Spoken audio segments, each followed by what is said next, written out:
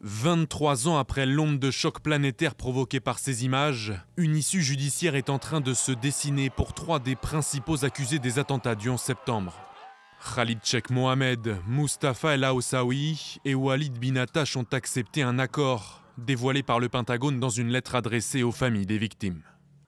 En échange de l'abandon de la peine de mort comme peine potentielle, ces 3 accusés ont accepté de plaider coupables de toutes les infractions qui leur sont reprochées, y compris le meurtre de 2976 victimes citées dans l'acte d'accusation.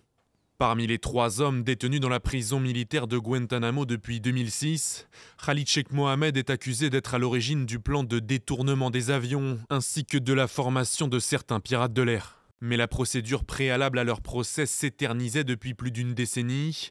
Comment juger ces hommes, victimes par ailleurs d'actes de torture de la CIA, 183 simulations de noyade pour Sheikh Mohammed? Cet accord suscite soulagement et colère chez les proches des victimes.